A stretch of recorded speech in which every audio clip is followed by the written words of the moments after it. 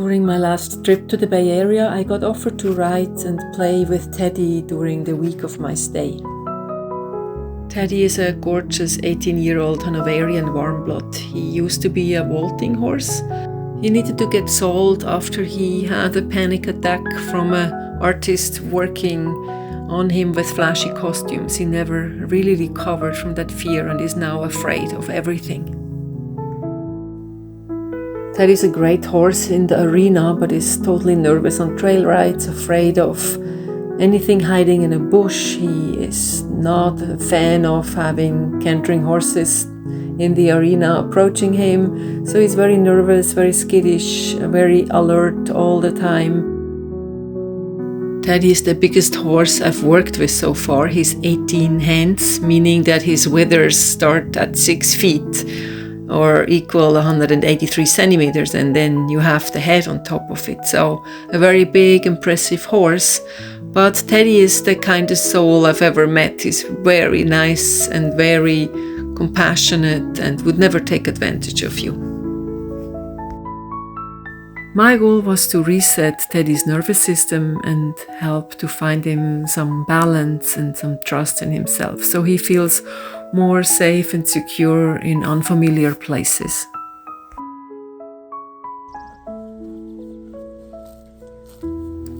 We started every day with a 1-hour walk and went grazing to unfamiliar places. We got used to foreign sounds and voices.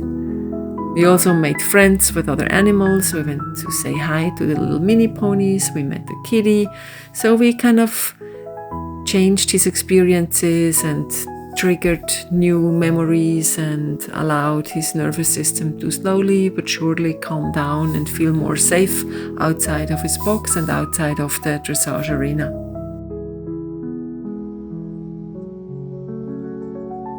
When I scanned his body, I found the biggest tension in the area of his head. I worked on his poll or on his atlanto-occipital joint and helped him to find release and let go of all the tension he was carrying since he got scared so badly.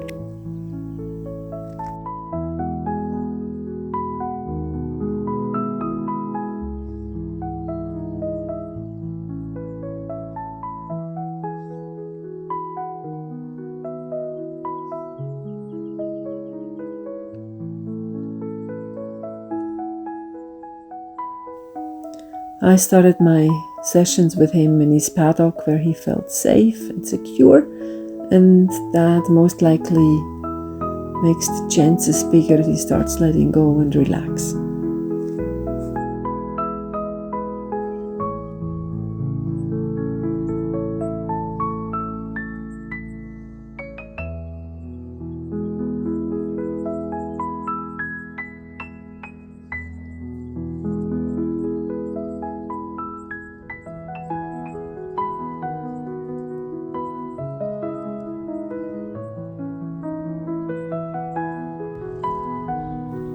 Since Teddy gets anxious in the big arena together with other horses, I decided to see how he works and how he behaves in there. So I asked him for small tasks and observed how scared he reacted to the flag.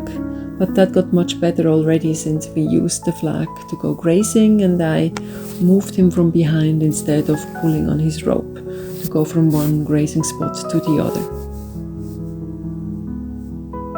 That looked calm enough for me to let him go out of his halter and see how he does when he's free.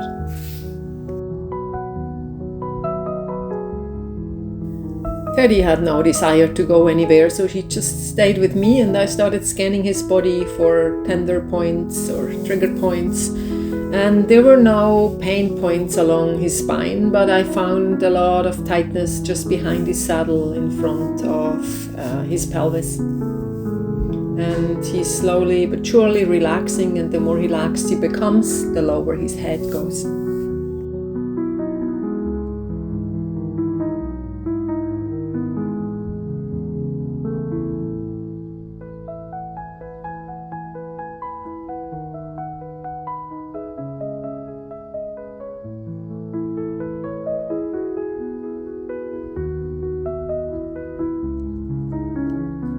I always give the horses enough time to integrate and to process the work we just did, and I also allow them to have a choice in order to work with me or not.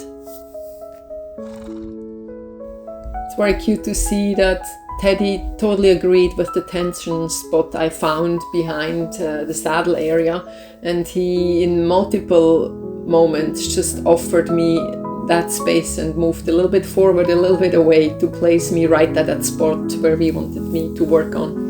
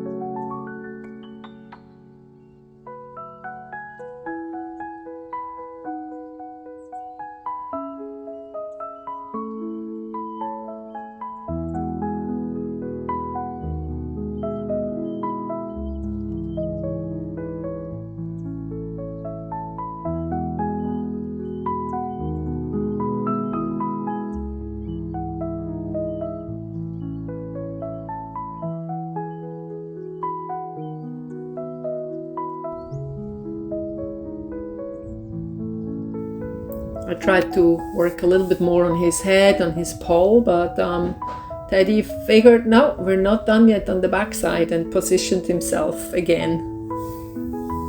So I respect their wishes, but sometimes I insist of working on areas which are not 100% comfortable for them, but which will be very important for the healing journey. Licking and chewing horses are nice, but that just means that the horse relaxes in the moment. That doesn't mean that the licking and chewing is a sign of ongoing release and long-term success in dealing with a problem.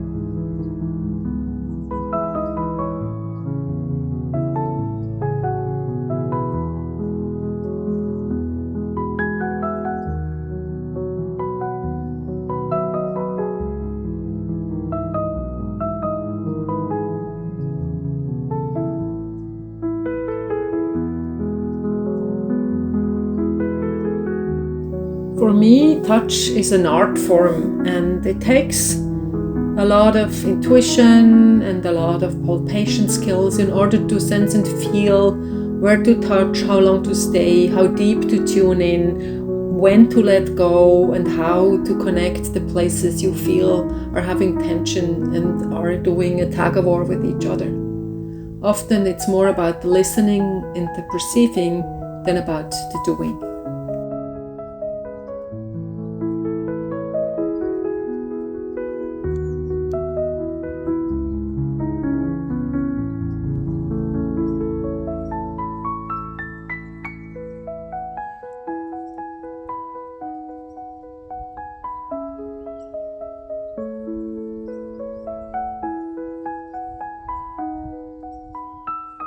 Here I'm working on the sacrotuberous ligament, which is an important connection in the pelvis of the horse and reaches deep inside of his hind end.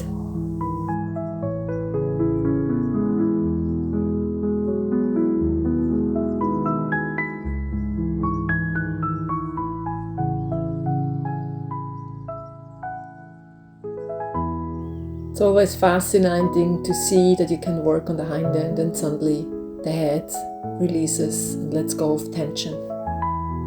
Fascinating to see connections so clearly.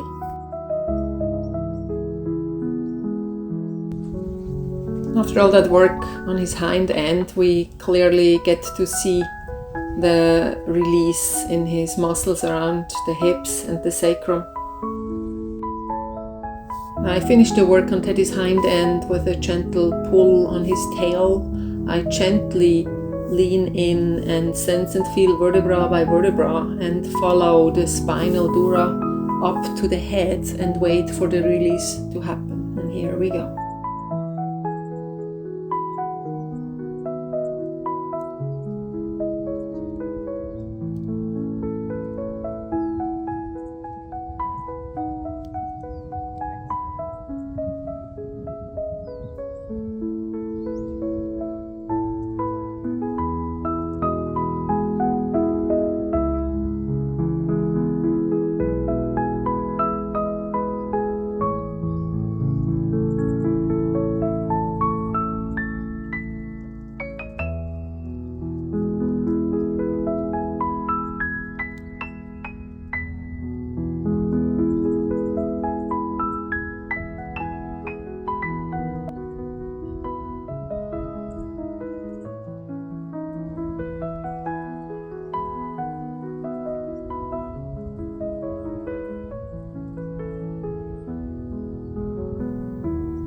After having released Teddy's body and Teddy's nervous system, I decided to do some groundwork with him and wanted to give him positive experiences with that flag, with something scary around his body. And he seemed to not freak out about it and stayed calm and quiet and still curious and interested.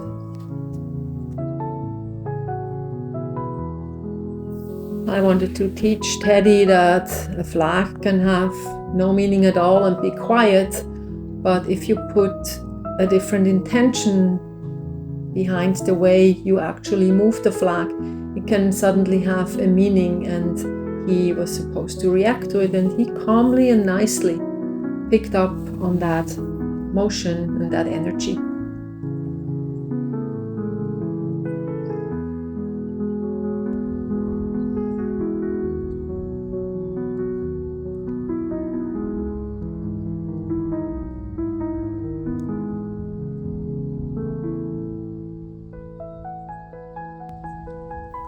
After Teddy did so great staying close to me and still relaxed, I asked him to go in a little bigger circle, and he's still lowering his head and trotting peacefully through the arena, no signs of aggravation or stress.